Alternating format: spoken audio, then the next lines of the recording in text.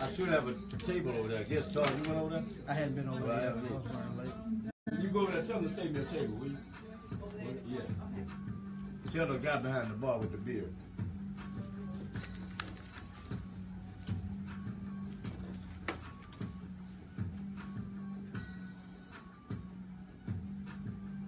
I'm going to come straight to y'all, Doc.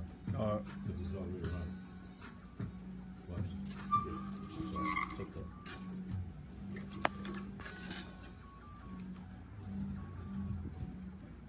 This is Dr. Cavill. We're inside the HBCU Sports Lab with Mike Washington and Charles Bishop. Welcome and thanks for joining the only weekly sports talk radio show that is dedicated to exploring the sporting HBCU diaspora with its unique HBCU cultural identity, including the teams, the bands, the coaches, athletic directors, presidents, commissioners, and classics and homecoming events, as well as the sport management business practices in the competitive sports industry. The show seeks to provide innovative, progressive, and informative dialogue about this week's HBCU sporting events, issues, and ideas from a fan's perspective. We review the Southwestern Athletic Conference, better known as the SWAC.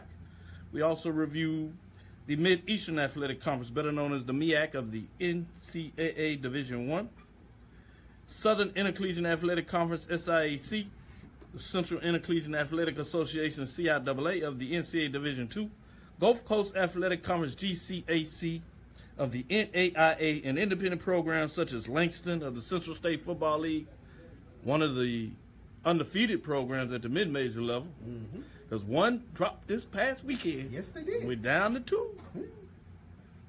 We also look at other HBCU football programs such as Jarvis College in terms of what they do as we get ready for the Red River Athletic Conference. We're going to get in here. We're going to jump off and get into the mix really early here and get into an interview as we get going and let Charles kind of set this off as he gets in here. Let's see if we can get on the line. Then we get out, shout out to some of these folks that's joining us live. Gucci Stan Hardy, yeah, Grambling. GS for life, yeah, Grambling, they dominating everybody. Just getting you mad. Ken Rashad, he's over here to harness. It's 2 weeks after class. He's still in the mix. Why these folks, they grab the folks, rub it in, baby, rub it in. I don't blame you. Y'all kick some butt. All right. Yes. John? Hi, John. How are you doing? Welcome to Dr. Ville's Inside the HBCU Sports Lab. We're welcoming John Emmett, who is the voice of the Virginia State Trojans. How are you guys? Hi, we're doing well. Doing well. Welcome to the show. Okay, that's good to be here. Well, first of all, we wanted to start off and talk a little bit about this past week. Huge game, Virginia State taking on Bowie State, clash in the CIAA North Division. Two undefeateds up there in the CIAA North. Tell us a little bit about that game this past week. It was an outstanding performance really by both teams. Got to give Bowie State a lot of credit.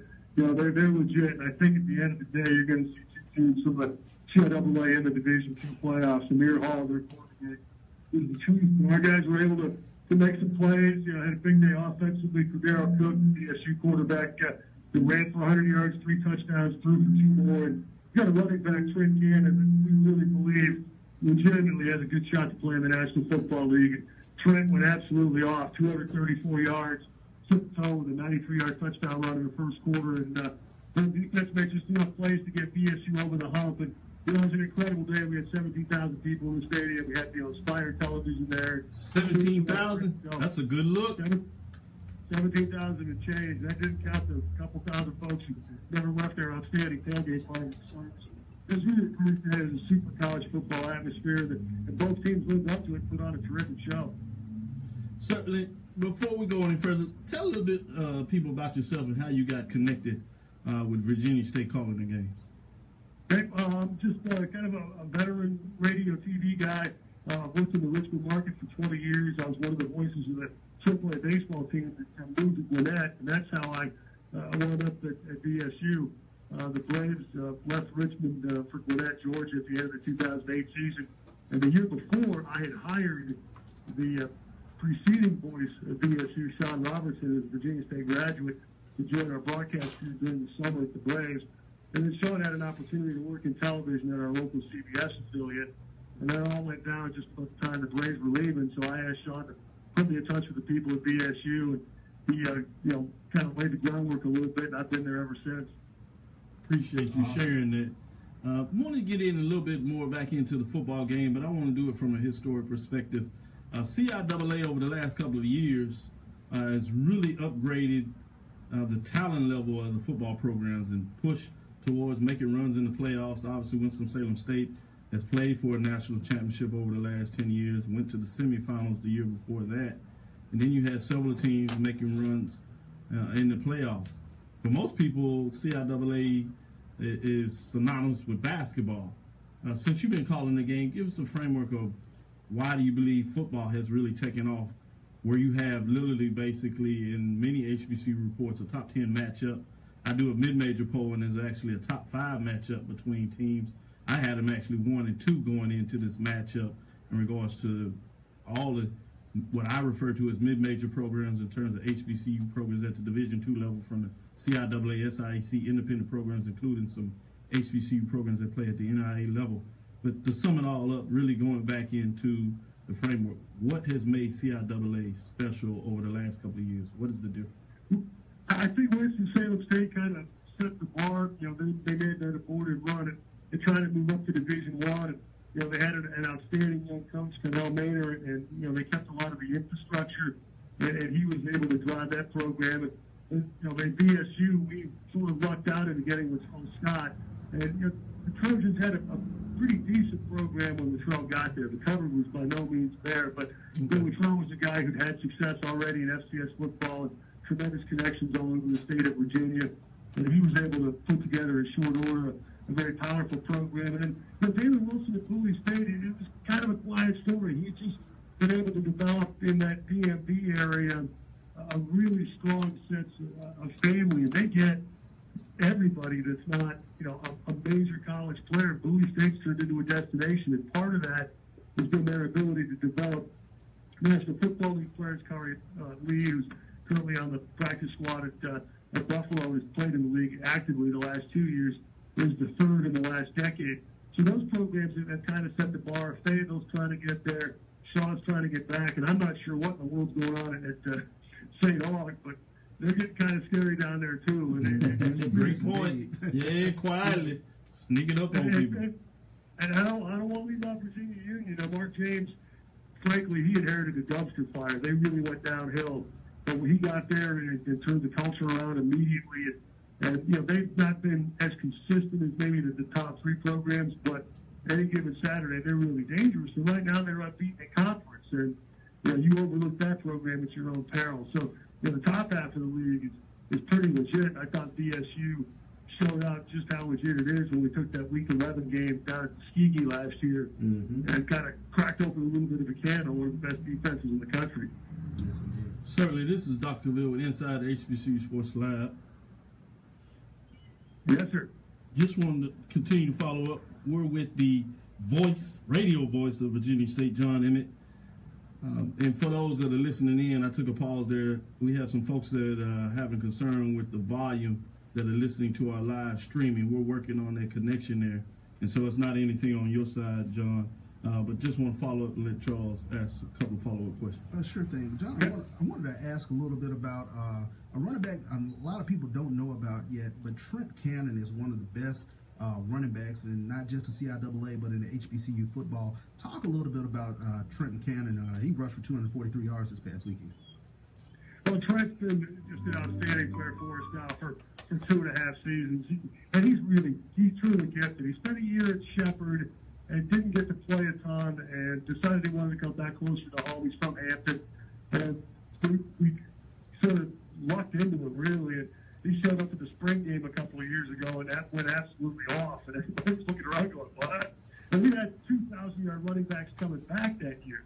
And all of a sudden, this kid, nobody really knew who he was the star of the show. But he's had back-to-back 1,000-plus yard seasons, and is just a gifted talent. We truly believe he has a strong opportunity to play in the National Football League. Part of it is his mental makeup. He gets where he is. He gets what the next challenge is going to be, and what he has to do to overcome it. But he's got all the tools. He's tremendously strong. He has great balance. He has breakaway speed.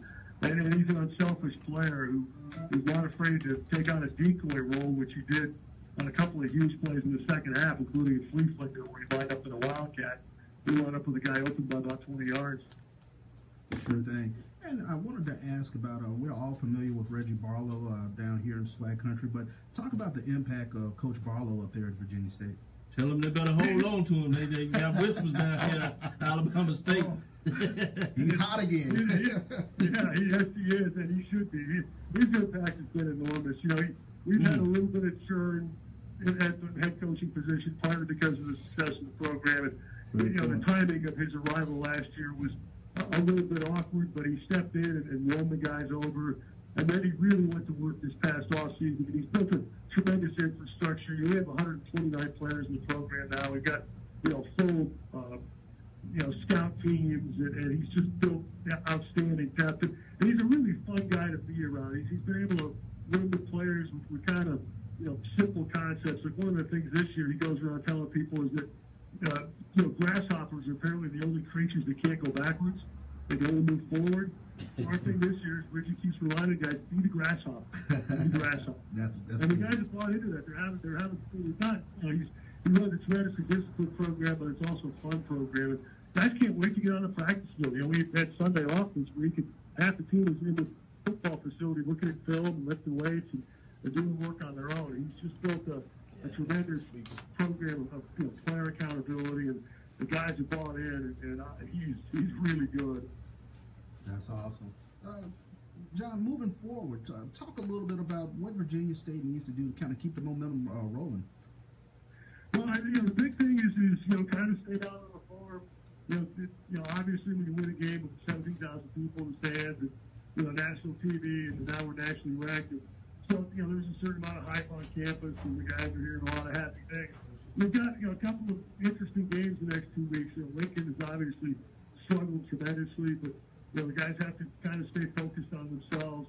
Chihuahua's a little bit of a track game, to be honest with you. That Garrison Stadium's kind of down there in the swamp in North Carolina. We've had some interesting adventures there over the years, and Kurt Place does a great job of just getting his guys to play hard, competitive football. And, that'll be a game where the guys just have to bear down. And then Union, again, they're unbeaten right now in conference. They beat Newberry in non-conference play, lost to Winston-Salem by a point. That's a pretty good football team, and that will be a game that will almost certainly have a lot on the line. But I think, if Virginia State stays focused, the talent and depth right now is pretty hard to beat. That's awesome. Now, you're the voice of the Trojans. 17,000 television audience this past weekend. Tell us a little bit about that atmosphere this past weekend with Bowie State. It was just felt like a big-time college football game from the moment we arrived on campus. The tailgate parties. The weather was not perfect, but it was decent enough. And more about the parties than the football. I think this year people really bought into the football piece. And while there were a lot of folks that never left their tailgate parties, and I can certainly understand why, you could scarcely get another human or two in the building. It was just a tremendous atmosphere. People were excited, and they were treated to a really entertaining football game. Going forward, CIAA guys are kind of control the North, if you will, but the teams down in the South, they've over the past few years, they've been the I guess, if you will, the stronger teams. But looking at Winston-Salem State and some of the other teams in CIAA South, kind of compare, contrast Virginia State to what they're doing in the other part of the conference. Well, our guys had a lot of success physically in the game against Winston-Salem State back in September. They struggled operationally a little bit. The game wound up going into overtime, in part because of a rather remarkable officiating decision that took a touchdown away from BSU. But that's another story. But Winston-Salem's talented. They know how to win. They've won before. I still think at the end of the day, despite what happened to them last week, that they'll be the team coming out of the South. But, Fayetteville, which we haven't seen this year, and St. Aug, we haven't played them in 3 or 4 years. At BSU, Tim Stannis is trying to get that thing turned around, and it looks like he's starting to have some success. The South is a little mysterious right now. It'll be interesting to see what happens if BSU gets to Salem. Sure thing. Well, John, we thank you for coming on, and we appreciate you lending your voice and whatnot to the HBCU experience, especially telling us a little bit about Virginia State and the CIAA North. Thank you again for coming on. No, my pleasure. Anytime, Dodge. Take care. Thank you. As we always say, go Trojans. Go Trojans. Go Trojans. This is Dr. Will with Inside the HBCU Sports Report with Mike Washington, Charles Bishop. We had a great interview with John Emmett, the voice for Virginia State Radio. Talked about giving us some great updates in terms of what's going on there. In the CIAA country, we don't always get those kind of reports. Certainly want to give some love. Past weekend, we've had a chance. We were trying to set up some interviews with the football coaches, but they tend to have later practices in that area that schedules best with some of the class time, so it's a little more challenge to get them on, but we'll see what's going on there. And I think one of the things that was really positive we talked about is just how talented that Northern Division is. We've kind of told several people many times, you think about it, you have Virginia Union who's quietly there you go 4-0 right in the conference. I mean, and so they're actually sitting in second place based on what everybody was seeing. Bowie State blew off and one little life lost, and they dropped down to third. So it'll be interesting. You have a real chance to get two teams in the NCAA Division II playoffs of the CIAA, and if it fits right, you could still have two entirely different separate teams that are in the championship game. Right. If you come around, let's say Virginia Union holds steady, and even if they give Bowie State another loss, that's two losses. I still think Bowie State's in a position to go down the stretch, and among the rest of them are wins, and then they beat Virginia State head-to-head. I mean, Virginia State would have the one loss in conference. Virginia Union would go to the CIAA. I think you would still make a legitimate argument that Virginia State and Bowie State still get bids to the playoffs. So you literally could have 4 teams sitting in that situation. That's awesome. That's pretty wild. Last year they had 2 teams get in the playoffs with Winston-Salem State. So it looks like they're getting into position where they're steady in regards to having 2 teams that earn bids to the playoffs. What are your thoughts on that? Big one this weekend. Virginia Union traveling to Bowie State. Like you mentioned, Virginia Union undefeated in conference play thus far. Bowie State coming off that loss against Virginia State. That's the one I'm going to keep my eye on this weekend. There's a host of great games this upcoming weekend, and that's definitely one of the ones that I'm going to keep an eye on. Certainly. Give us some news reports. Usually we do this at the beginning of the show, but because we had a chance to jump in and get that interview, we wanted to make sure we got that in according to the time that was set there. And so let's give some updates before we move forward. Sure. Well, we'll start in the SWAC. SWAC Player of the Week, Offensive Player of the Week is Damian May, quarterback from Biloxi, Mississippi for the Alabama A&M Bulldogs. Damian went 10 of 13 for 168 yards passing, 2 touchdowns. He also rushed for 47 yards in the Bulldogs' 49-14 victory over Mississippi Valley. Defensive Player of the Week is Trey Farrell from Alcorn State. Trey, get this, he had a sack, 2 tackles for a loss, forced fumble, and a fumble recovery as he led Alcorn's defense to a 34-21 victory over Prairie View. The specialist of the week is Hunter Hansen from Alabama State. He had his best day as a collegiate kicker against Texas Southern. He had 11 points for the Hornets this past weekend. He connected on field goals of 35, 28, 40, the latter being his career long, as Alabama State upended Texas Southern. And also the newcomer of the week in the SWAC is Darrell Pearson, also from Alabama State, the redshirt freshman from Sewanee, Georgia. He was 9 of 11 for 126 yards as he led Alabama State back from a 16-3 deficit against Texas Southern this past weekend. Man, it's pretty impressive in terms of what's going on out there. Anything off the field that any other additional news? Well, yeah, and I do want to shout out our colleague Ken Rashad with HBCU Sports. He had a mid-season poll for the band. Yeah, the band. Yeah, so he kills it on that poll. Everybody. He has a preseason. He has a mid-season. He need to let me in on that. Exactly. So definitely wanted to give a shout out to Ken. They had the mid-season poll: Jackson State #1, Southern #2. No wonder you want to shout it out. I had to get that in. You need to do something. What is your own 6? Hey, they partying at the Alpha Tree right now. They 0-6, so it's rough over there at Jackson right now. But the Sonic Boom in the South, I can count on them. Oh wow, man, that sounds like Prairie View.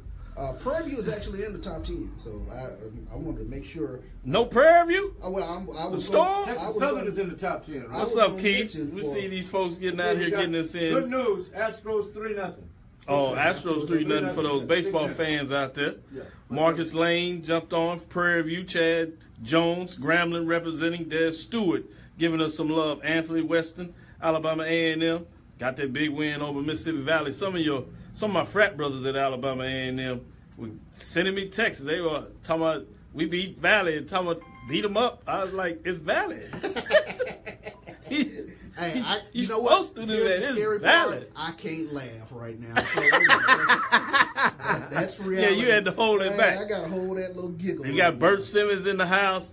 Happy belated homecoming, Bert. Texas Southern fan there. What's up, y'all? We're doing well, trying to get it in. Thank you, Gucci Man, for giving us an update on the sound. I think we corrected that. You gave a shout out to Ken. I mean, he's all in the mix. You just got to watch him. He's all HBCU, everything. You just got to watch him all. I need to give him a call to get some updates. I heard some things going around. I need to verify before I put it out there. I call Ken. You know, he's get the inside. He verifies everything. Delicia Brown, Moore on the checking us out. Donald Gay giving us some love. Carlos Brown. Carlos Brown. I want to see Carlos this weekend. The show. Oh, you going to get down there? Yeah. Oh, no, it's going to get ugly. Yeah. It's going to get ugly. He over there smiling. I see he took a new picture to show you smiling. Definitely it's all good. Master Caleb, Mandela, FAMU, go Rattlers. They took there. I told you don't worry about that. You talking about Rattlers? They at home, homecoming. No, it's A&T. A&T is just killing people right now. Carlos Britt Brown. Sloan. I see you, Britt Sloan. This is an old student of mine when I was at Houston Can. She's getting it done. Jacob Greer. I see you, Jacob Greer. Southern is in the house. They must have a football game. They must be playing Jackson State and think they can win. They talking about it. They just all on here. Robert Veazey. NBA brother of mine, TSU, Fred Guillory, going in there. All Southern fans, I know they have blown up my phone already. Chad Jones say, let's see what's up, Bishop, to say. We got a caller here. Let's see if we got Coach on the line. This is Coach Willie Simmons. Yes, sir. Sorry about that, Coach. I was over here trying to get some shout-outs out and didn't realize you'd call in. I know you're on the clock there, so we apologize about that. Took a long road trip. In a lot of ways, it was going back to a familiar stomping ground. Hadn't lost at that stomping ground prior to this, so I guess all things changed at some point. Jumped out to a 14-point lead, and then the Braves do what they do in terms of finding a way to put up some points, put up 34, and had a valiant area coming back, got in the scoring position late in the game where it could have really got interesting and couldn't quite get back into the end zone. What is your thoughts and framework of the game? Well, like you said, it was a tough trip. Of course, anytime you have to go to Mississippi, 7-hour bus ride, and but we're used to that. But hostile environment. Is it the bus ride or just the trip to Mississippi? I don't answer that, Coach. A little bit of both. All right, Coach. All points homecoming. Of course, they have one of the more rowdy homecoming environments in the SWAC, and the reservation is always a tough place to play. So again, our guys, like you said, came out and had a quick start, which was needed. I thought we needed to start quickly. We did that. Scored the first 2 times. Well, 2 out of the first 2 times we had the ball. I think we had a turnover on the second drive, but again, jumped out to a 14-0 lead, and then we had just a string of just untimely penalties that really just took us out of the flow of the game. Some first down penalties, some special teams penalties. So a lot of our drives were starting from behind the 20-yard line, and some first and 20s. I think we had a pass interference call, offensive pass interference call that, again, was guess could go either way. So there's some things in that second quarter that really took us out of the flow of the game, and we just couldn't establish anything offensively. And they had a couple of breaks, and were able to put together 24 points in the second quarter, and that was the difference in the game. I thought the rest of the game, I thought we outplayed them. But when you give up 24 points and to a team like that and miss some opportunities there in the red zone, like you said, just weren't able to do enough to win. But again, you got to tip your hat to Alcorn. They held court on their homecoming, which is what you always try to do.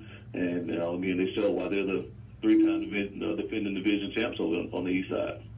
Yes, the defense is really coming in the season was something that many people were looking to look at, and outside of basically 3 quarters, defense has really been solid, but those 3 quarters have really been tough in regards to multiple touchdowns in it.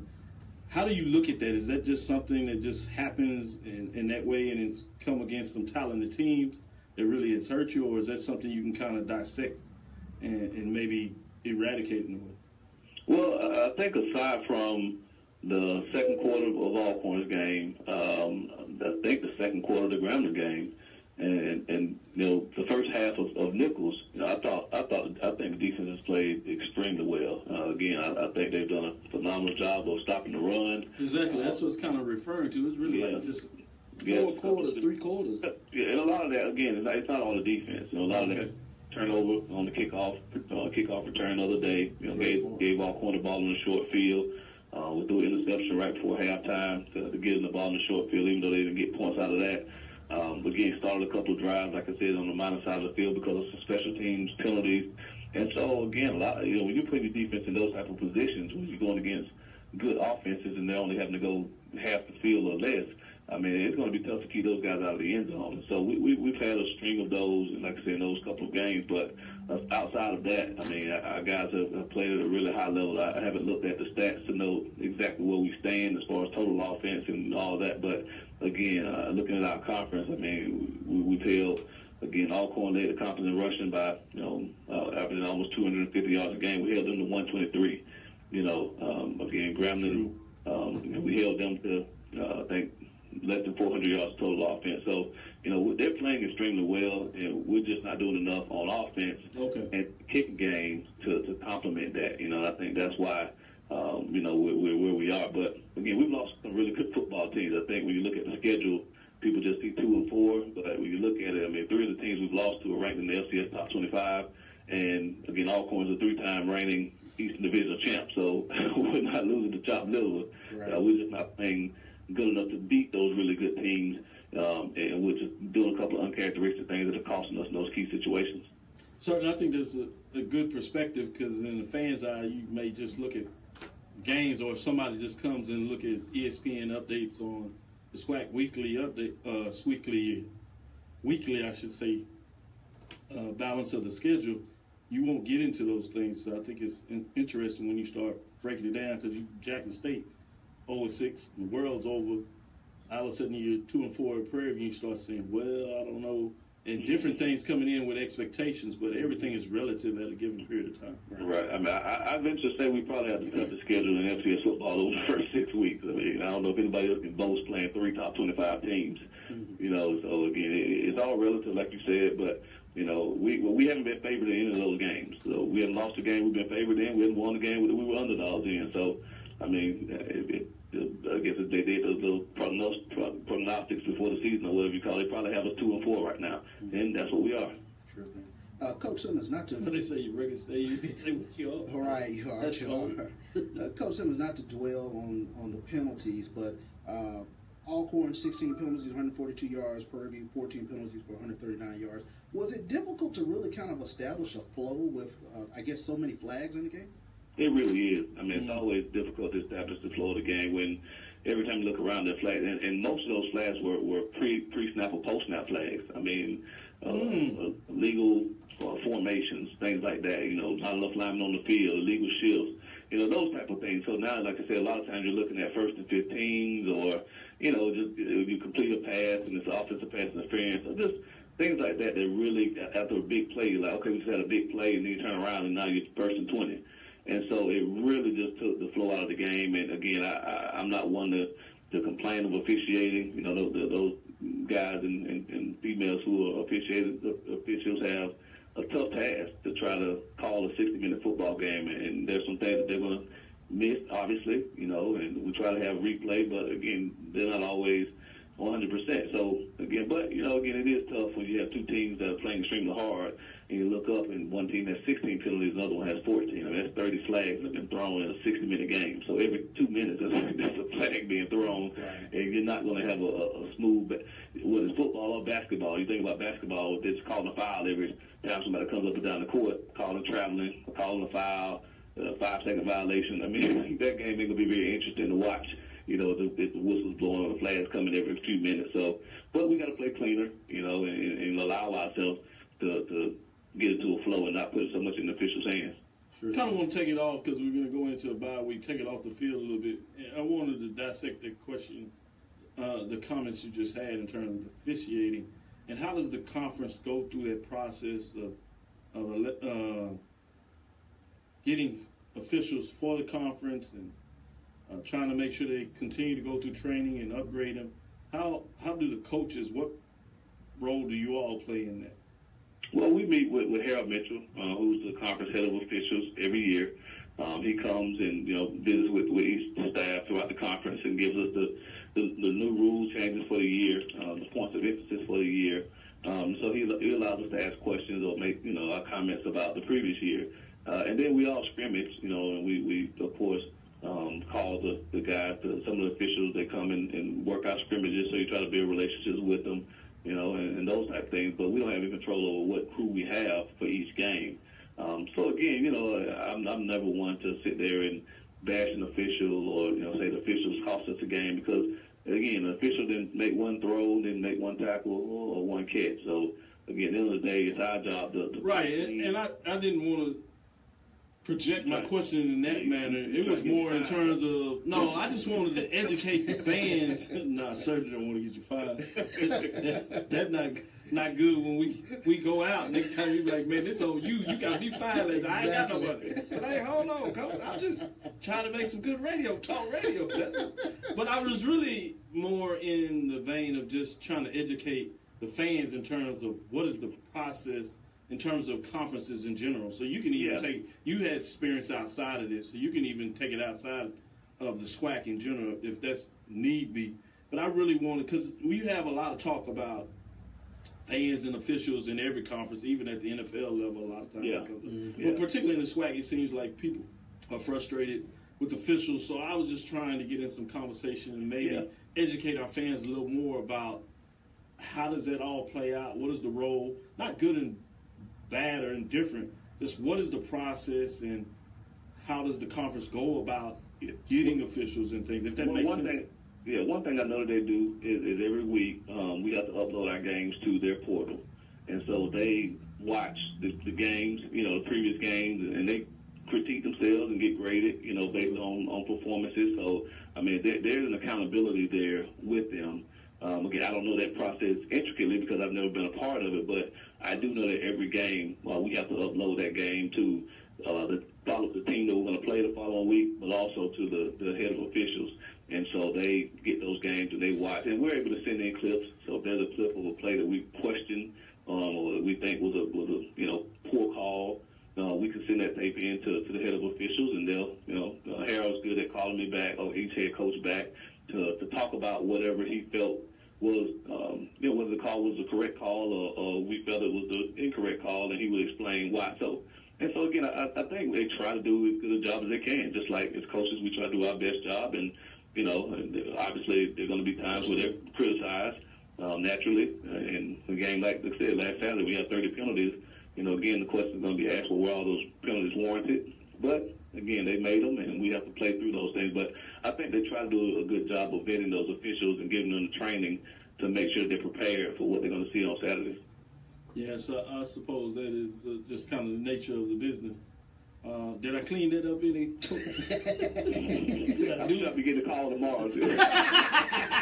Go ahead and follow up so you let Coach go before we get him any further fired. Well, Coach, I did. And then we're going to have Ashley call after he gets. Exactly. He got a penalty.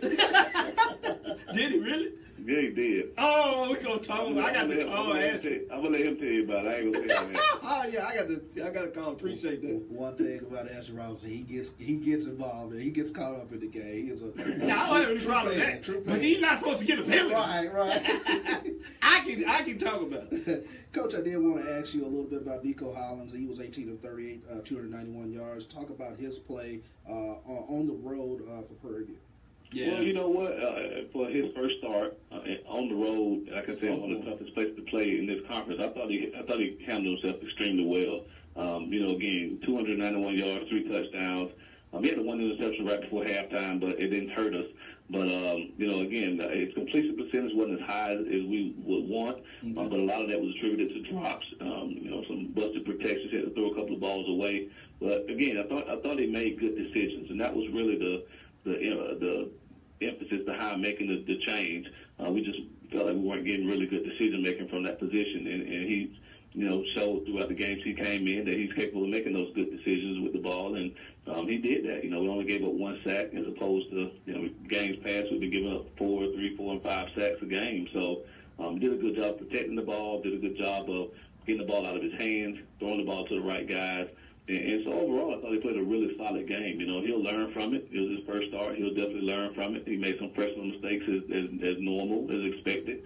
But again, he did enough for us to move the ball effectively. So I can't look at him and say, oh, well, if you'd have played better, we'd have had a better chance to win. I thought he played pretty well. I thought Kadar Hodge had a big-time game.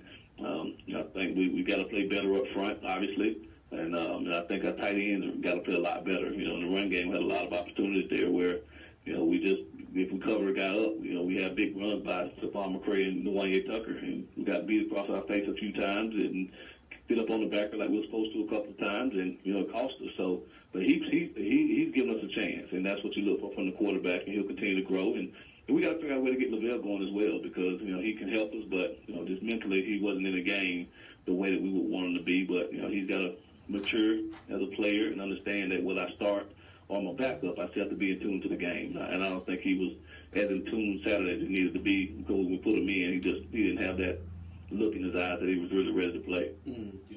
Great inside knowledge of the program. With that, this is the first week that you have an open date. So give us a kind of analysis in terms of what do you do doing this open date before you get back into action. Well, oddly enough, that'll be a homecoming game. Yeah, I like to look at the bye week and kind of break it up into 4 parts. The first thing we need to do is get healthy. I think that's one thing you definitely want to try to do. We have a lot of guys banged up. Like I said, we played an extremely tough schedule the first half of the season, so we have a lot of guys that are banged up, nicked up, bruised up, concussed. So again, we need to get those guys back healthy, and that's what we'll emphasize doing this week. The second thing you do is you really do a good job of self-scouting, which is we look at ourselves as if we're going to play ourselves this week. So, matter of fact, before I made the call, I'm sitting here looking at all of our red zones on offense. Every time we got the ball inside the 20, what plays are we calling? Are we executing those things? Are we giving away any tendencies? And we'll do that throughout the rest of the week and hopefully break ourselves down to see if there are things that we are giving away to the other team by tendencies, or if there are things that we're doing well that we're just not calling enough, or things that we're doing not too well that we're calling too much, to try to figure out what we need to call more or less, for coming games. We'll let those guys get caught up academically. We won't have as much on them as far as practices and meetings, so that gives them a great chance to make up work and tests that they've missed by traveling every week. And then the last thing it allows us to do is get a chance to get an early jump on recruiting, and we'll hit the road and go see some schools maybe that we can get outside that's not so close to us and get to Dallas, get to East Texas, San Antonio, maybe even Louisiana, some of the places that we can't necessarily get to during a regular week where we're playing. So, again, those are kind of the 4 things I look to do during the bye week, and hopefully we can accomplish all of those, throughout this week. Certainly, Coach, and sorry about the fine there, but it's always after you on. And we'll talk about that a little later, especially last night. You're good for it. You got somebody you good for it. Exactly. But never mind, I ain't going to say that on there. But I want you to get us all in trouble again. With that, I just want to make sure I'll give a little shout out to Ashley. That's what I'm talking about, being in the game. Yeah. Maybe a little too much. You want to talk about it on the side note. But Coach, is good. Having you call in and giving us an update. We appreciate your time, and as we like to always say, go Panthers. Go Panthers. Thank you, guys. I'll talk to you next week. All right, look forward to it. All right. This is Dr. Ville inside the HBCU Sports Lab. You just finished listening to head coach Willie Simmons of the Prairie View A&M University Panthers. Giving some updates. You got another update score for those baseball fans? Quick update, the Astros are up 4-0 in the 7th inning. Uh-oh, they're going to take a commanding lead. When you go 3-1, getting tough. that 1 win on the road, it starts to get tight. Yes. Not as many games to find a way to come back. Talking about trying to win 3 straight games. It's in a pretty good position. Has been done before, but not always likely. Does that mean the Astros will find a way back to the World Series, this time out of the American? Yeah, out of the American. How about that? Once in the National League, once in the American? No, well, yeah, you're right. That's pretty big. Pretty big. As we get ready and jump back into some of our other analysis, let's get into some of the poll rankings, and then we'll see what your thoughts are on the rankings. Some things have changed this week, big time in the mid-major division. We told you a little bit about this huge matchup. As you found out now, Bowie State did lose this week. Dropping out of this poll this week, Morehouse Maroon Tigers are 3-4, 1-2. Clark Atlanta Panthers 3-4. 1-2 as well. Both teams dropping out, meaning two teams drop into the poll as Benedict and Elizabeth City State. Starting at number 10, Elizabeth City State, the Vikings are 4-3, 2-2, and jump back in the poll after a week hiatus. At number 9, Winston-Salem State, the Rams, 4-3, 2-2 overall. Dropped 5 spot after their tough loss, surprising everybody. And now it gets really interesting in the Southern Division. It just seems like it was a wrapped gift for Winston-Salem State to automatically get to play for a championship, and they would find a way to win it. Well, that reign could come to an end in many different ways. Yeah. At number 8, Miles Golden Bears, 4-3, 2-1. They moved up a spot as they found a way to win, and now they're trying to see if they can change some things in here, surprising a lot of people.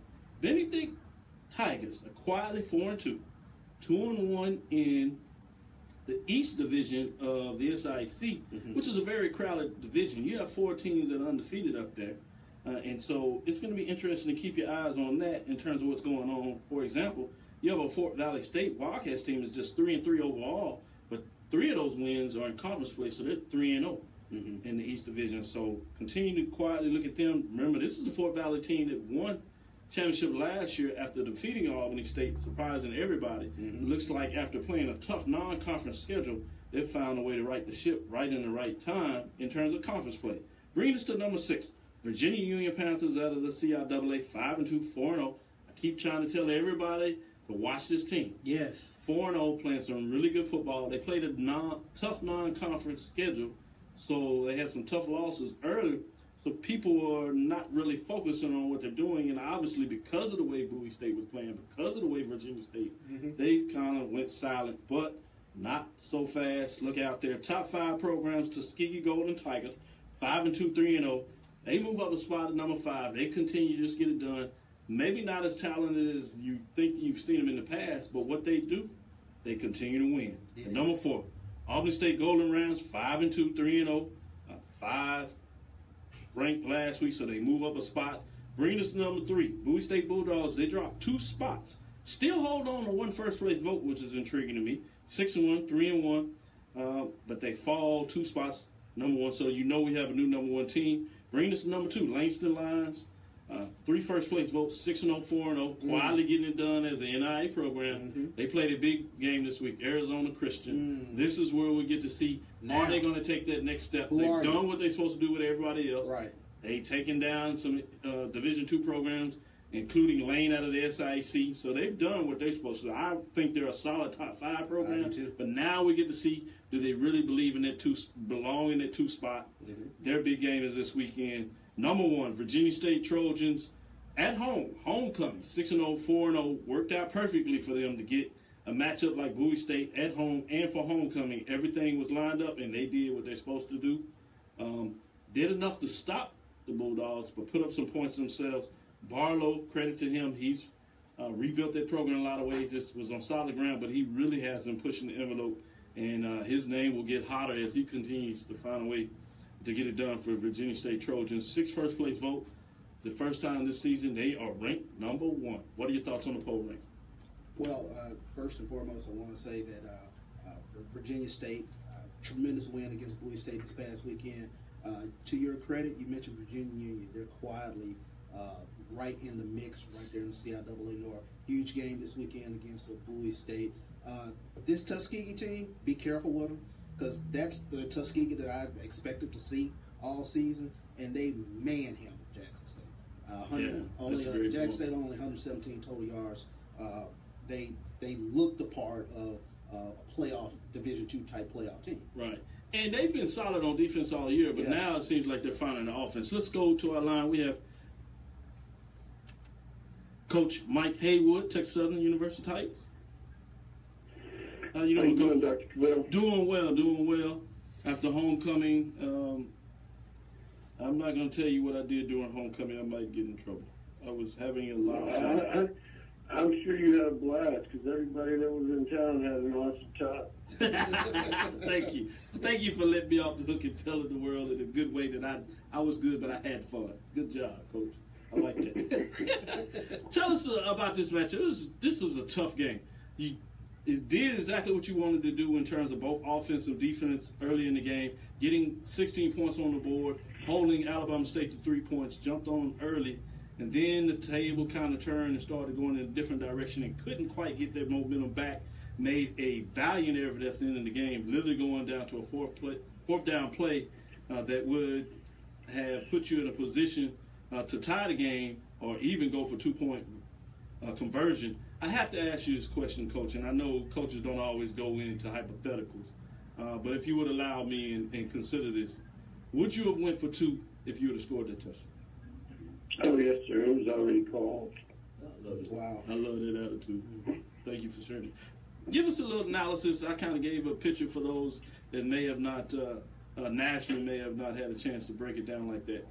Let me know if how much of that what I did was correct and go maybe down even a little further what you saw in terms of the matchup. No, I think your analogy was 100% correct because when we go in right before halftime, we get off a 19-yard punt, and a 19-yard punt when we're backed up on our own, I think 15-yard line, 12, 15-yard line, somewhere up in there. So we get off a 19-yard punt. And that basically changed the whole complexity of their half right there because instead of going in at 16-3, because they couldn't move the ball down the field, now all of a sudden it's 16-10, and you're giving them air. You're giving them an opportunity to breathe because they were laying on the field, having cramps, guys laying down injured, and they were really basically ready to give it in. But however, we gave them an opportunity to get back into the game. And then the other play was the fake punt. That's a right. couple plays before that on punt return, I'd gone up to the individual, and I'm not going to mention him because he's a freshman. I'd gone up to him and told him, hey, you got to maintain contain. He looked at me with this starry look. So I just went to his coach and said, hey, you got to make sure he maintains contain because he didn't even contain the punt. Right. And so we go back out there with the punt return team, and we put the punt return team on the field, and they come with a one-man blocking scheme, and we have 2 people outside. They block the one guy. He jumps inside. He keeps running outside. Mm-hmm. He takes 2 for 1 because he jumps inside. He runs down the field for 47 yards. Defense goes up, does a great job of holding them to a field goal. Now, all of a sudden, we've given up 10 points on special teams. Right. And defense had really played well, had held them under, well, even with that 47-yard run, we still held them under 300 yards. And, defense played a great game. Special teams didn't play very well. And offense was just really bad in that second half. Moved the ball a little bit, but you say we move the ball, have an 8-yard run, we come back up, guard doesn't go the right way. Instead of it being a 1st and 10, right. Now, we go to a 2nd and 2 or a 2nd and 3, we go to a 3rd and 8 or 3rd and 10. And now we're behind the chains instead of being online. So the same thing I talk to the kids about. We have to have consistency. We can't. Yes. We don't have that type of firepower on our offense to overcome adversity and being behind the chains. So we can't make those mistakes. Very true, very true. Let me let Charles follow up with a question. Coach, I did want to ask, and you did reference the punt right before halftime. That was a huge momentum changer. But Alabama State, they went to backup quarterback Darrell Pearson, and he came in and went 9 of 11 for 126 yards and a couple of touchdowns. Kind of talk about the difference in play from Kobe Jones, their starting quarterback, to Pearson. Well, they started with Kobe Jones. They started with no read, which they had not run very much throughout the entire year. But we had already practiced it, and so it really wasn't a big deal. He wasn't throwing the ball really effectively. We were getting pressure on him, and he was really having a hard time getting the ball off. They go to Pierce right before the half, and he went 3 for 3 for the touchdown. Mm-hmm. And so now all of a sudden they made a quarterback change. He's a totally different type of player. Instead of a running play action pass player, he's more just a pocket passer. Okay. And he did a really nice job getting the ball out of his hand, and did a nice job with that series in which he went in the game and gave us a man. And you know, that's another situation that, you know, maybe if we had held them to a field goal, you know, they may have not had as much energy coming back out after halftime. Sure. Number 94 was walking down the tunnel when I was coming down the tunnel, big defensive lineman. And I said, he had his shoe on. And I said, you hurt your ankle? He said, no, I hurt my Achilles. I said, well, nothing personal, but I really don't think I need you back in this game because you've been making some plays. He's like, Coach, he said, Coach, I'm going to get taped up on the sideline. The trainer's down there, and I'm going to be back in this game. I'm going to come see you afterwards. I said, all right, come on over. He did a nice job. He got back in the game because they had error. If they hadn't scored, he would have stayed in that locker room and took a shower, changed into his clothes to go home. Exactly. Wow. That's great insight in terms of what goes on in the football field, things that we don't quite hear or see in terms of the minimum of the game. You have another follow-up question? Yeah, I did want to ask, Coach, and you've referenced it, with having such a young team, the margin of error is so small. Just kind of talk about, as a coach, how do you kind of deal with, I guess, that small margin of error with a young team? Well, I looked at after Sean Jones went out with the targeting call. That was a tough call. Mm-hmm. You don't have to say that. Yeah. Last week, just got another coach fined, and so we don't want to get you fined. And I thought you'd like that one, Coach. We got you back. In reference to that call, I talked to the head of official, Mr. Mitchell, on Monday morning, and he explained to me why he thought it was a legal call, and I said, I agree with you. Okay. From the reasons that you're giving me, I mean, he didn't break down. He just ran through him. And he's like, if he had broken down, he would have been below his path. I mean, he would have been below his head level. Wow. That would have been and it would have been a clear shot that he was at his shoulder, but he just didn't break down. He didn't wrap up on him. He just ran through him. And I said, Mr. Mitchell, you're 100% correct. I appreciate that analysis because a lot of people will question that. To get that type of insight is important. Yeah, fans to it get was on. a tough call. I mean, it was a tough call. I mean, and there was no replay in the game, so without any replay, you know, it could have been overturned or it couldn't have been overturned. It was a toss-up deal because they were privileged to more film. And if you watch the game film, right, it's not targeted. Okay. Wow. If you watch the TV copy, it's targeted. Got it. Got it. And so you don't know what film they're privileged to during the game because I don't know what film they get. But that TV copy is obvious. The game film that we get, it's obvious. So makes a lot of sense. Yeah. With that being said, we had 8 freshmen that were playing on defense at that time. And then Mike linebacker, that's a sophomore, and we had 2 seniors as Dobbins and Wright in the secondary. Everybody else on the field was freshmen. I think that's a perfect time for this follow-up question. Excuse me, go ahead, Coach. I didn't mean to interrupt you. Oh, no, that's all right. No, I was just going to follow up and talk about those freshmen doing this open week. What do you do with a young team versus if you had maybe a more mature team? One of the things that we're doing is that we're shortening practice. So we have 4 special team periods today. We have punt return, kickoff return because we emphasize special teams. Right. With the young people that are players, they didn't play many special teams in high school. Mm-hmm. So they look at it as a chore or a job to go out and play special teams. And so some of them look at it as like it's beneath them to play special teams. Right. And so I had a meeting with several of them today, letting them understand the importance of special teams because you talk to them. That's right. Yeah. This is. Wait. Wow. Wait. This is important. And then some of the other guys that aren't playing special teams, their parents are calling in because they want to be redshirted because they're not playing regular down. But they're playing on special teams. And so you have to explain to them how important it is for them to play on these special teams and for them to get game time, no matter if it's on special teams, offense, or defense. They're going to be significantly better next year because they played and they understand the speed of the game. That's right. Josh Murray said to me today when we were walking off the field after practice, because we're on the field, today, an hour and 35 minutes. Tomorrow we'll be on the field, an hour and 27 minutes. But Josh Murray said to me today, he said, Coach, that's humiliating that they got that post of me. I said, Josh, I understand. I said, he's a 4-year starter. You're a true freshman. I said he stepped on your toes, and you didn't come out fast enough. Didn't come out your turn fast enough. He said, Coach, you're exactly right, but these guys are a whole lot faster than the guys I played against in high school. Mm-hmm. Mm-hmm. And so it's a wake-up call for these guys. I think it's important. The more they play, the better they're going to be.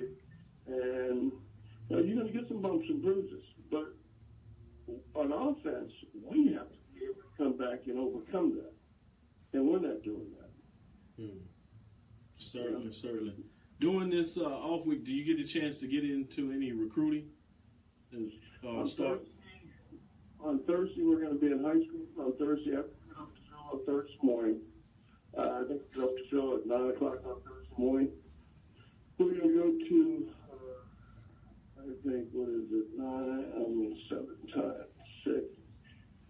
we're going to get into about between 36 and 42 high schools.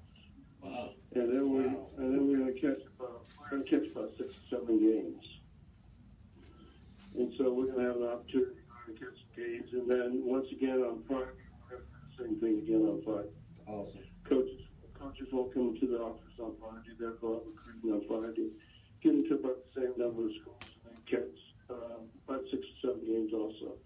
And what some coaches try to do when there's a game that is close, 2 games that are close by each other, they go to one game for a half, then jump out after halftime and rush the place over to the other game so they can catch 2 games and see multiple players. Certainly. Thank you for that insight. I think we have one follow-up question here, Coach. Coach Ralph Cooper, how you doing, Coach? I'm doing great, Ralph. How are you doing? All right, good, good. One question I want to ask you, you've got more scholarships to work with now. What does that mean to your program? Talk about that for a moment, about getting off probation and getting those scholarships and what that means to your program. That was big to get that letter from the NCAA saying you can move forward. We're in a meeting today, and they talked about being off probation and what that meant and everything, and making sure that we did the right thing because we got 5 years to be on probation, and if there's a major violation, it's going to wipe out all programs. So that's really important. But what it does for us is that also, we're trying to build this foundation with high school players, but we need some maturity in this group so that they can lead some of these young players. So it provides us an opportunity to go out and get transfers from other major institutions, or they may have 2 to 3 years left. It also provides us an opportunity to go get college players that are graduating that have a 5th year left and they want to leave the institution in which they're at, and then sign some JC players. And yesterday at our recruiting meeting, now one of our situations right now is that we have 8 seniors, but we're going to have we have 7 seniors. So we have 7 seniors that have graduated. And with a small number, we also have two other scholarships because of some freshmen that have left already. And so what's that going to do? So now we have 9 scholarships. Okay. So with those 9 scholarships, we were meeting the other day and talking about the positions in which we need to go fulfill. But more importantly, we talked about the positions in which we need to fill with JC football players, or if not JC football players, transfers from other major institutions that can come in and help us right away at those positions.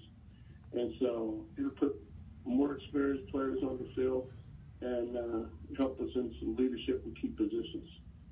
Certainly. Thank you for your time, Coach. Look forward to hearing from you next week as you come off your open week and get back into the SWAC action with that. I want to say go Tigers. Go Tigers. Go Tigers. You guys have a great night. Thanks again. You too, Coach. Thank you. Yeah, great insight. Certainly tough game there. Tough one. I was in on that action. I was like, ooh, I thought we won't get it. Tough call on Sean Jones. That was a tough call on Sean Jones. Yeah, I thought it was good the way he broke it down in terms of the two angles and what you got in the explanation from him. Let's get into BNL Cabell Players of the Week as we get excited. That's coming up. BNL Cabell Senior HBCU Football Award Banquet. That is Wednesday, November the 29th.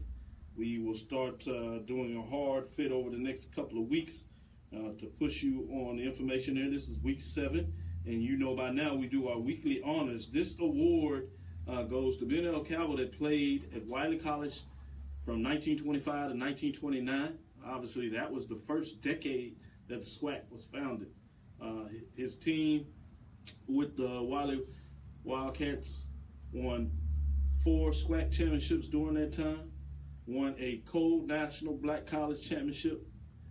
During his year, he was a 2-time All-American, first team 1 year, second team another year in 1927-28 respectively. And so we honor HBCU football players that have a connection to the state of Texas. They can either be born in the state of Texas, play football at HBCU, or obviously go to a high school and play football at HBCU. They can be from a JUCO anywhere and play at a HBCU in the state of Texas, or they can go to a JUCO in the state of Texas and play for HBCU anywhere. And so those are the ways that we kind of fill the field here. So Players of the Week this week, look at Prairie A&M Kadero Hodge. Played a great game against a good Alcorn State defense, obviously. He only had 4 receptions, but look what he did with his 4 receptions. Half of them went for touchdowns. He had 132 receiving yards on those 4 catches. His long reception was for 42 yards. He has a back-to-back couple of weekends after a big catch against Grambling, putting up big yards. So he's getting it done in a lot of ways, and therefore he gets the honor in regards to BNL Cabell helmet sticker when we look at the weekly awards. Had redshirt freshman. You talked a little bit about quarterback. Nico Hollins, give him a shout out. Had a solid game as well in a tough loss, as we said, versus Alcorn State Braves. He completed 47% of his passes, although Coach said he'd like to get that up. It's pretty solid. He also threw for 291 yards in a game against the Braves. Nico threw for 3 touchdowns. He did have an interception that didn't cost him in the game late in the half. That's pretty big for a redshirt freshman going in to the reservation. Big. Homecoming. Huge. To play solid like that, that's a good gutsy call for the coach, too. Very much so. To do that. So it's interesting. Didn't really get a chance to get in that. Maybe get a chance to follow up to do some stuff like that. We have an update on the actual score. We'll give you that shortly as we finish up on Big Ben Award. Texas Southern Tigers, Julian Marcantel played well in a loss against Alabama State. He led the team in tackles with 10. He also had 2.5 tackles for a loss, and he also did well in coverage with 1 pass breakup. Prairie A&M Panthers safety Reggie Stubblefield continues to play well. He dominated against Alcorn State in terms of his position. He finished the game with 11 tackles. 7 of them were solos. He also was credited with combining on a tackle for a loss during that contest. So this week's honors go to Prairie A&M's Kadero Hodge is the Big Ben Award Offensive Player of the Week, and Texas Southern's Julian Marcantel is the Big Ben Award Defensive Player of the Week. There were no special team honors this week in terms of special team players as we broke it down in terms of we got that done. Again, Kadero Hodge, wide receiver, Low, Mississippi, 2 touchdowns, 132 receiving yards. Julian Marcantel, linebacker, Sulphur, Louisiana, 10 tackles, 2.5 tackles for a loss, and 1 pass breakup. Offensive defensive players of the week. Your time, national level, BNL Cabell helmet stickers that you'd like to give out. Yeah, helmet sticker goes to Trent Cannon. We mentioned him earlier, 19 carries for 234 yards and a touchdown. Yes, sir. Another helmet sticker to Kalen Newton, a quarterback from Howard.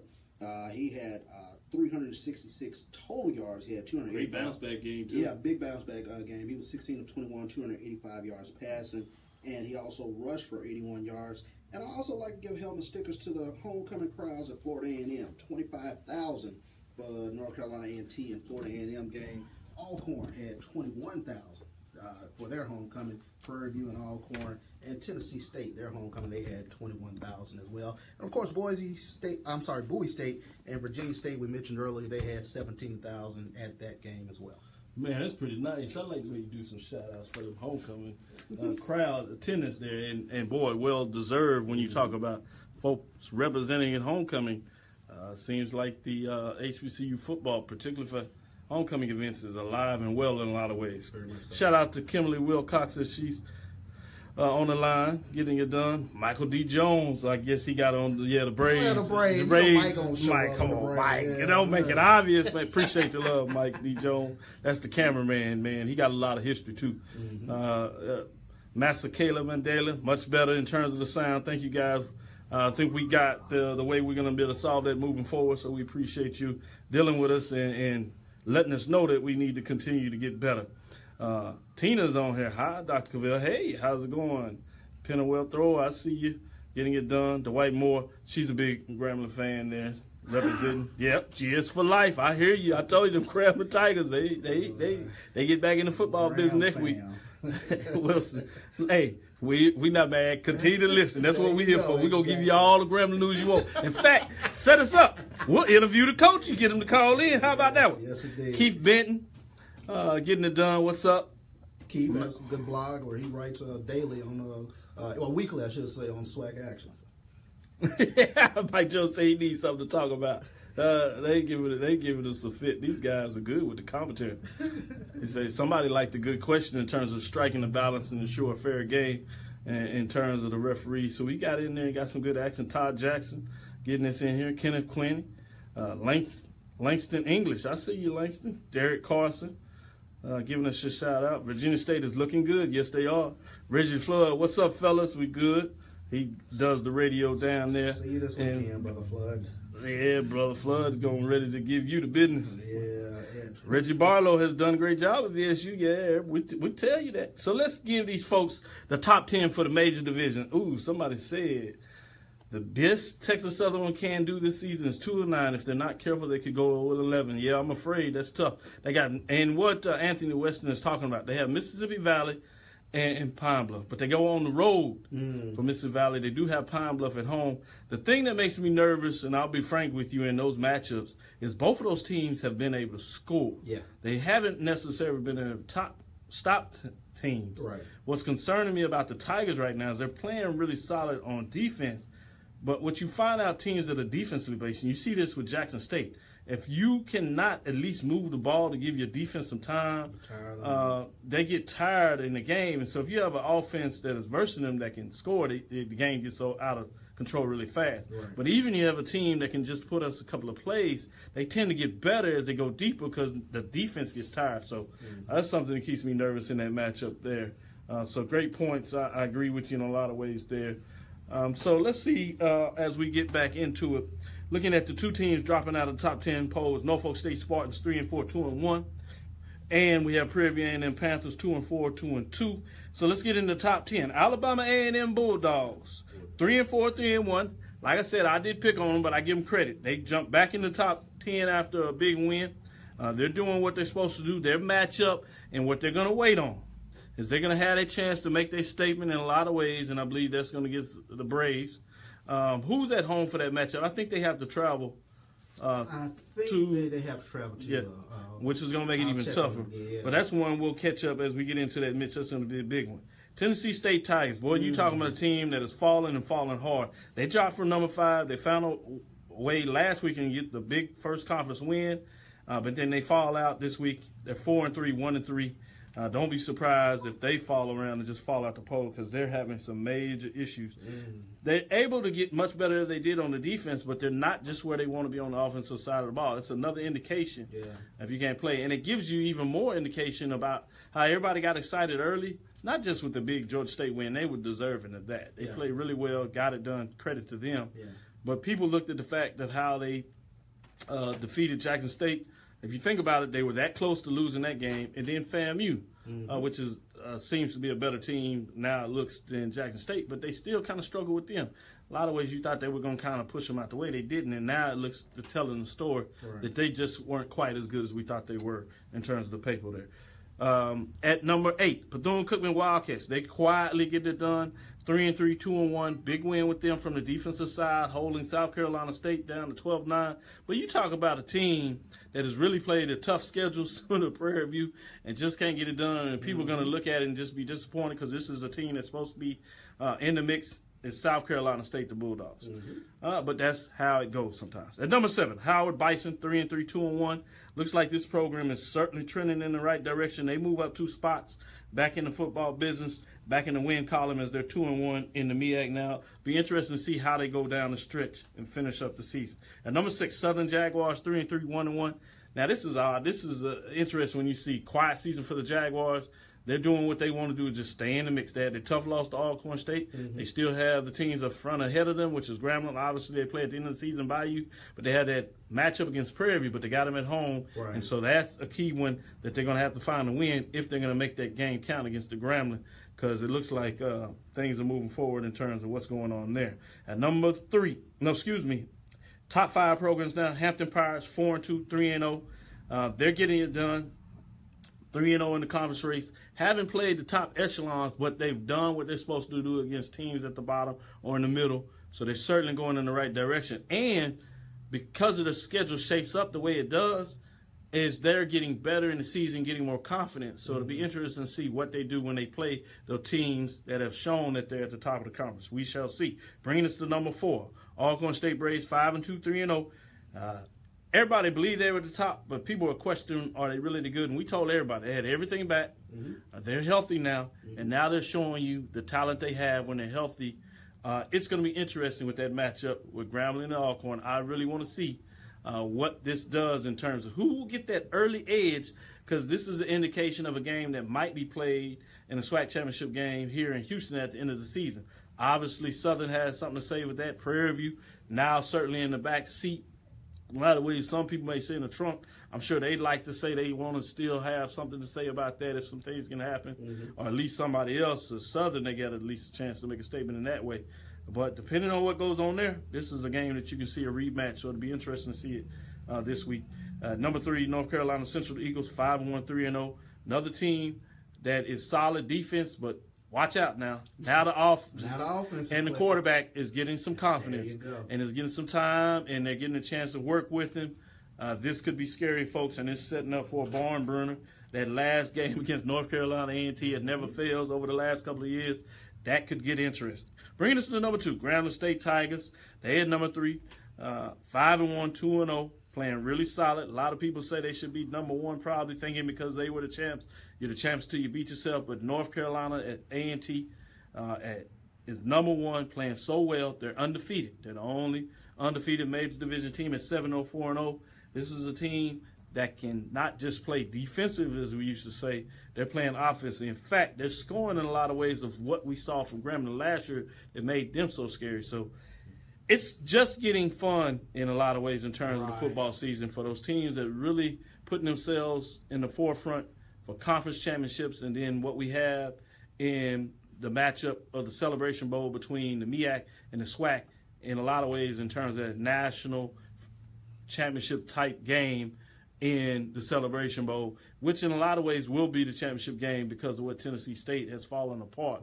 And so now these teams coming out, it's without question. You don't have to worry about that. So this will be the national championship game for the major division teams. Some people will probably want to say, well, watch out in regards to the mid-majors. What we do here is we separate the two in a lot of ways. I think that's what the Celebration Bowl is saying also, is that we're separating the HBCU football championship. Unfortunately, they no longer play what was the Pioneer Bowl between the SIAC and CIAA, which certainly would have a representative there a chance to play for a championship game. But in a lot of ways, these teams are getting a chance to prove their mettle in the playoffs in regards to staking their claim to a mid-major championship without question. Starting to get to close up, but give me your thoughts on the top 10 poll here as we give this update with the Astros 4-2 in the 8th inning, as the Yankees have climbed a little closer, but the Astros are still holding on. Yeah, a few quick thoughts. Tremendously disappointed in Tennessee State, and honestly, the seats a little warm up there for Rod Reed with Tennessee State Tigers. You hit the nail on the head with regards to North Carolina Central. We knew they had defense, but all of a sudden now Chauncey Caldwell comes out and has a 333-yard passing performance. So North Carolina Central getting that offense starting to roll now. Great matchup this weekend, Alcorn and Grambling. Could be a SWAC championship preview. Very interested in keeping my eye on that one. Devontae Kincaid versus Norris Spillman, two of the better quarterbacks in the SWAC conference. And then a healthy Austin Howard makes Southern a very dangerous team. Great point. When he's healthy, and he's had a chance now because of the way his schedule's working out that he is getting a chance to get healthy. I like the way that you put that. This weekend, so. Anthony Weston put a prediction out there. Alabama A&M upsets Alcorn 11-4-17. They said that's when they gave 2 weeks, or 3 weeks, excuse me. It should be interesting. Hey, you got to stick with your team. You got to believe. He said he thinks they can do something on the defensive side. That's going to be a tough chore. I got to find out where that game is. Again, I think that could make a difference. Donna G is giving us some information there. So any other games that people should keep their eye on this week as we start to close? Keep your eye on Hampton. Hampton is quietly sneaking up the polls. Like you said, they did what they were supposed to do with the mid-tier, bottom-tier teams in the MEAC. Now we have to kind of keep an eye on them going forward. They have a tremendous running game with Yaki Johnson. So you're not going to say anything about Southern going to Jackson State? Of course. Boombox this weekend. It's tough right now in Jackson. They made a coaching change today. Oh, really? Where See, you can't keep that from us. No, right. Coach McCall will now take over play calling duties from Chad Germany. So that's kind of their swapping roles. Where Coach McCall will now be calling the plays for Jackson State this weekend. Jackson State goes into this game 0-6. There could be a quarterback change as well. We'll wait and see on that. But it's tough times right now in Jackson and Jag Nation. They see blood in the water right now. So. Morgan State at hosting Howard. Morgan State put up some big points this week. Is that anything game going to be a game? Well, it's a grudge match right there in each other's backyard. But I like Kayla Newton in that one. He's really come on. Freshman quarterback probably should receive some postseason honors. ESPN3 live game. Bethune-Cookman traveling to North Carolina A&T. Can I get you to give me something on that, or A&T's just too strong? I would like to think Cookman can go in there and do a little something. Nah. I have to agree with you. I thought I could maybe squeeze something out of you, maybe to get a little love in terms of those matchups there. And the CIAA at Bowie State, Virginia Union game I'm telling you about. Bowie State is at home now, so they got to find a way to bounce back. They played a big game. Virginia Union is going to come in there very solid.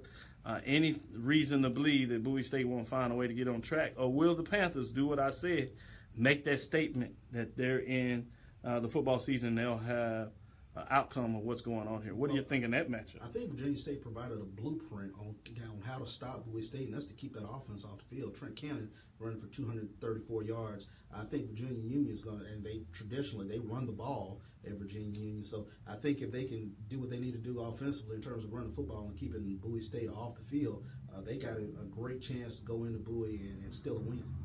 Certainly. Clark Atlanta, Albany State, Morehouse, Benedict.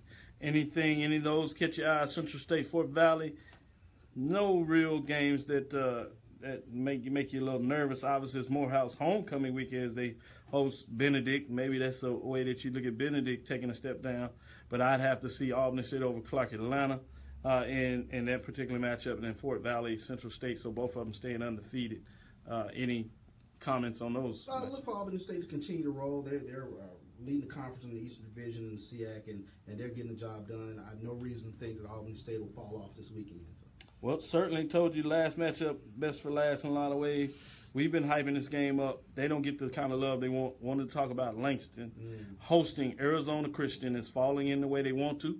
This is homecoming for Langston. They have Arizona two-time champ, team that dethroned them, the champ 3 years ago. This has been the matchup determined essentially who comes out of Central State Football League. And also in a lot of ways, it's been the team that's going to decide who gets in the playoff for the NIA. So this goes a long way for Langston. They're playing some good football. Can they get it done against Arizona Christian? You got to be able to get it done. Homecoming crowd, Arizona Christian coming to your campus you have to make a statement. You're undefeated for a reason. I'm looking for Langston to come out on top in this. Master Kayla giving his upset alert. North Carolina Central, he's putting them on upset alert. That'll be interesting. He said he just feels that that they've struggled against these inferior opponents. So he says it's a top-up versus Hampton and Bethune-Cookman. FAMU at Hampton. I guess he's talking about a big matchup in that way going there. You got us another update, Ralph, on the baseball game? I'll give it as we close out. All right. So that'll do it for us. That's the last update we'll give it. Dwight Moore says, is Langston still trying to get in the SWAC? I hadn't heard of that. We pushed for it. I don't think that their president has really looked seriously at moving the SWAC. I think the SWAC should do a bigger push in terms of going on expansion. Last thing I will say, maybe give some people some talk to talk about is SWAC has to find a way to get some teams interested in expansion. Obviously, it doesn't look like you can get FAMU over here. Tennessee State seems comfortable, so that means you need to go to NCAA Division II ranks and you need to go to NIA, which means right here in your backyard you have Langston. They pull and give you even more so of the Dallas market. You have that in a good sizable amount with Grambling and Prairie View up there. It looks like Southern and Texas Southern is going to try to get in that market with the 2-year classic game they're going to play during the State Fair Classic. At the end, you'll have Prairie View, Grambling, then you have Oklahoma, Texas, and then you'll close with Southern and Texas Southern. But I think Langston is a natural fit to get in that market, and it does some building gap between Arkansas, Pine Bluff, and Langston. It helps you out a little bit there. Then I think you go out west. You go out east, and then you look seriously at Albany State if you're going to go publicly. I would love to see 2 private schools in there and really jump the conference up to 14 teams. So you add those 2 public institutions, and then you go and get Tuskegee and Clark Atlanta. Oh, wow. You get into that Atlanta market, right. And it allows you, now you have 2 major markets. You have Houston, you have Atlanta. Play your football championship game here. You can find a way to bring that back and continue it, or don't cancel it at all. You play your basketball tournament in a friendly East Coast region of Atlanta, a destination where people love to go. And then you find a way to make that work. And I think that's the formula to get it done.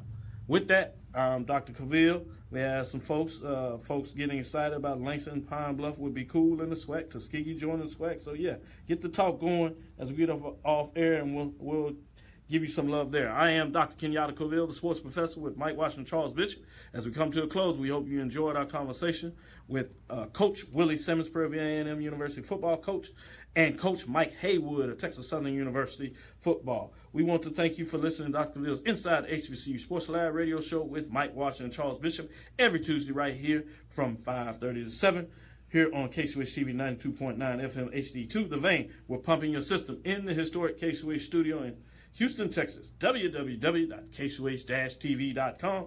Follow me, Dr. Kenyatta Cavill, on Twitter, Facebook, and Instagram. That's DrKenyattacavil. Again, that's DrKenyattacavil on Twitter, Facebook, and Instagram.